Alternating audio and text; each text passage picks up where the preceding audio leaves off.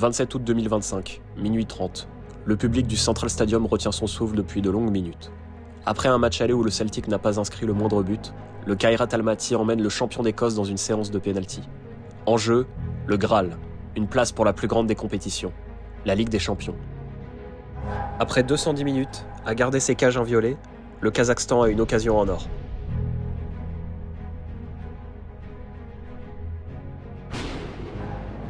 Malgré une Panenka abominable, le Celtic va manquer 2 tirs au but consécutifs, permettant aux Kazakhs de prendre l'avantage. Et voilà ce qui arrive lorsque Dyson Maeda, leader de cette équipe en manque de repères depuis le départ d'Ange Postecoglou, doit prendre ses responsabilités.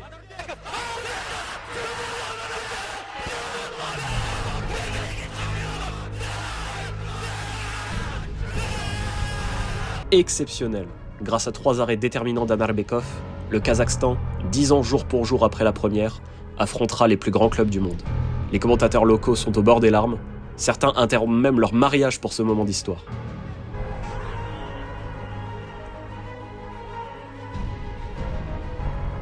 Mais alors, comment une ville localisée à seulement 300 km de la Chine, non loin du Tian Shan, chaîne de montagnes d'Asie centrale, s'est-elle qualifiée pour la compétition la plus prestigieuse au monde ? Comment a-t-elle fait pour former un des plus gros talents de la planète football ? Et pourquoi cette équipe est-elle capable de prendre la tête de beaucoup d'autres ? C'est ce que l'on va découvrir ensemble, au cœur du Kairat Almaty.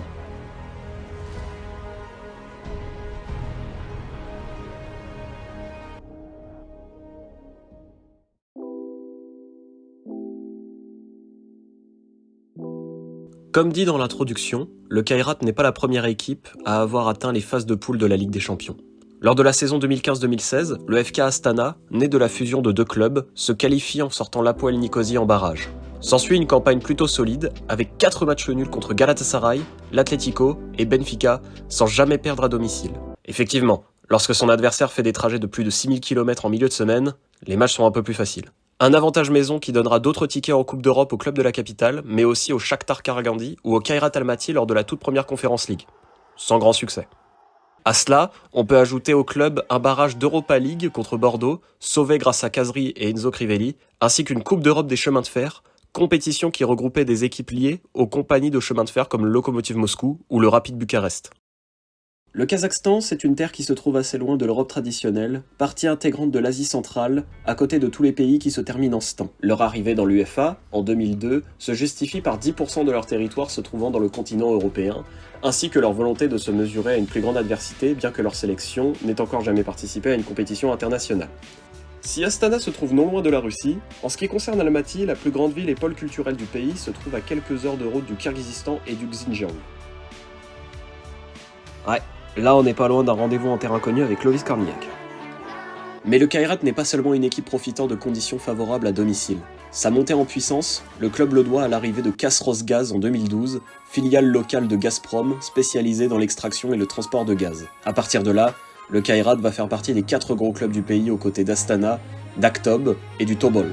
Plus jamais le club ne sera classé en dessous du top 4, mais surtout le palmarès se verra garni de 5 coupes du Kazakhstan et surtout 2 titres de champion en 2020 et en 2024. Cette petite aide leur a permis de faire venir des pointures locales comme Islam Bekwat ou Bawirsan Islam Khan, mais aussi des joueurs plus connus tels qu'Andrei Arshavin, Wagner Love ou Anatoly Timochuk. Mais ce qui a toujours manqué au club, c'est un véritable leader sur le banc, puisque 16 entraîneurs sont passés à Almaty sur les 14 dernières années. Si certaines têtes de l'Europe de l'Est sont passées par là comme Vladimir Weiss, Kurban Berdiev ou ce grand buteur qu'était Alexandre Karzakov, la magie va prendre lors de l'arrivée de Raphaël Orazbartin.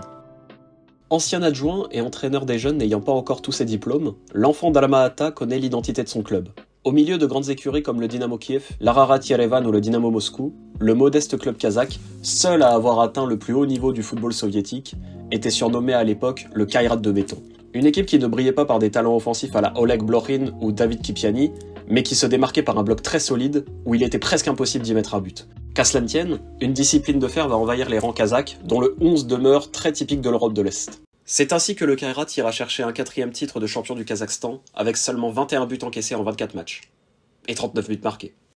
Là-dedans, on retrouve une défense composée de joueurs provenant des environs, comme le latéral droit Erkin Tapalov ou Alexandre Martinovic, 38 ans, cauchemar biélorusse d'1m92 qui n'hésitera jamais à prendre l'homme, et même les chevilles, s'il faut intervenir. Devant eux, un double pivot israélien cherchant à récupérer un maximum de ballons, avec Ofri Arad et Dan Glazer, suivi du jeune Damir Casaboulat dans la rotation. Mais c'est dans le secteur offensif que l'on a plus tendance à chercher des Sud-Américains, des lusophones comme Ricardinho et Edmilson, décisifs lors du match contre le Sporting, Luis Mata, latéral remarqué pour ses montées offensives, ainsi que Jorginho, qui se trouvait encore l'année dernière au Luxembourg à Differdange, tout en travaillant comme carrossier. Mais en plus d'investir dans des joueurs, les Magnats du Gaz ont solidifié le club en améliorant les infrastructures et la formation. De ce fait, différents joueurs ont pu s'immiscer dans l'équipe première, comme le héros providentiel Anarbekov, Damir Casaboulat, Lelia Alexandrinski, ou les deux jeunes talents offensifs Ismail Bekbolat et Azamat Touyakbaev, qui sont en train de prendre le chemin de leur aîné, un certain Dastan Satpaev.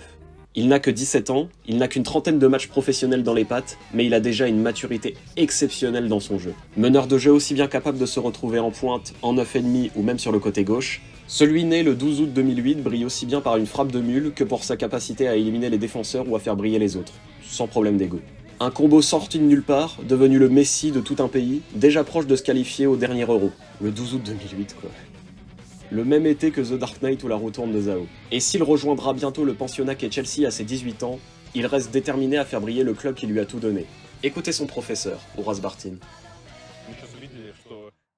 Достан остался последним после тренировки побить. Мне сказали, что то же самое он делал в Челси. Это действительно так вот регулярно происходит. Это не поза.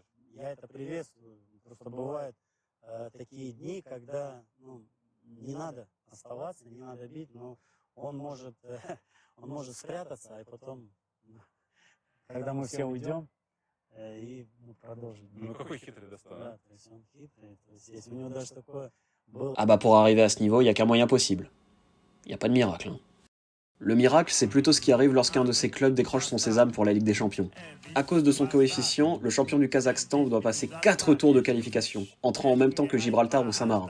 Mais le premier adversaire sera plus relevé, le Kairat étant tombé face aux Slovènes de l'Olympia Ljubljana, habitués des joutes européennes. Faut pas montrer ces images à la LFP, là. Malgré un match aller où tu t'en sors grâce à ton prodige, le retour à la maison sera une formalité. Avec un but et une passe décisive de Jorginho, c'est une victoire 2-0 contre un Olympia inexistant qui se profile, bien pénalisé par son gardien de but. Les choses vont se compliquer au second tour contre le KÜPS, tout nouveau champion de Finlande. Équipe tout aussi tenace défensivement, Ibrahim Cissé, passé par l'OGC Nice et Châteauroux, réalise une performance admirable et le coup au Pio va gagner 2-0 sur des exploits individuels. Et encore une fois, le retour à Almaty va être bien salvateur.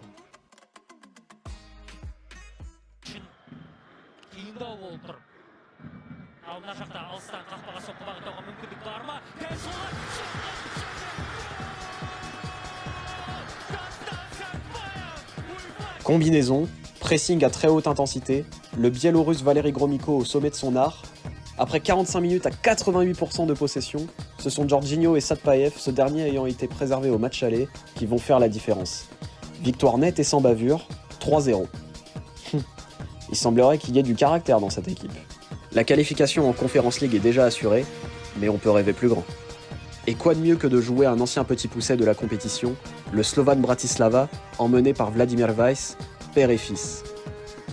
Dans un match aller où les Slovaques vont poser le bus, l'ancien bordelais Danilo Ignatenko va provoquer un pénalty dans le temps additionnel. Et devinez qui va transformer ce pénalty. Vous pouvez me rappeler il a quel âge déjà ? 16 ans. Ouais. 16 ans et tu tires des pénaltys à la 90e minute. Ah, il y a des gamins comme ça, ils te changent la vie. Le match retour sera un poil plus difficile suite à l'égalisation du Slovan, mais le Kairat s'imposera à Bratislava au tir au but. Juste après, le fils Weiss ira se battre avec des supporters adverses. Et lui, vous pouvez me dire, il a quel âge ? Ah bon. On connaît déjà l'issue du barrage entre le Kairat et le Celtic Glasgow. Mais il faut souligner que le Kairat va faire dos rond durant les deux rencontres, sans jamais vraiment souffrir. Une confrontation où l'on aura pu voir la qualité au poste de gardien de but, car après qu'Alexandre Zarowski se soit blessé suite à un choc, le jeune Temirlan Anarbekov entre en lice. S'il termine le match aller avec un bonnet de bain et le crâne en sang, il sera le héros du match retour, avec 3 arrêts lors de la séance de tir au but. Sans oublier le troisième gardien, Sherkan Kalmurza, 18 ans, auteur d'un match très solide pour leur entrée en matière contre le Sporting, suite au forfait d'Anarbekov. Malheureusement, Trincao et Giovanni Quenda seront beaucoup trop forts, posant un score sévère pour démarrer l'épopée. Cette fois, il n'y a pas que les autres qui doivent se taper des déplacements de 7000 km. Un tarif ressemblant à ce que mettra le Real Madrid lors de la seconde journée, s'en sortant avec une jolie manita. Il a l'air de bien aimer le Kazakhstan, ce Kylian. Voilà, c'est ça le Kairat Almaty. Un club qui, malgré le fait qu'il soit plus proche de Tokyo que de Paris, a réussi à se mettre au niveau de l'élite européenne avec du bon boulot au fil des années. Travailler sur les infrastructures, mettre en place une base tactique auquel tout le monde s'est adapté, et surtout se donner à 110% à chaque match. Des données pour le moins basiques, mais qui leur offrent désormais des matchs contre le Real Madrid, l'Inter, Arsenal, ou un choc contre Paphos. Et si leur petit prodige, Dastan Satpaïev, s'en ira prochainement, quelque chose nous dit que le petit Pousset peut construire un succès sur le long terme. Pour notre plus grand bonheur. Peut-être est-ce notre côté romantique qui parle, mais on prend beaucoup de plaisir quand une équipe de l'Est fait face au plus grand de ce monde.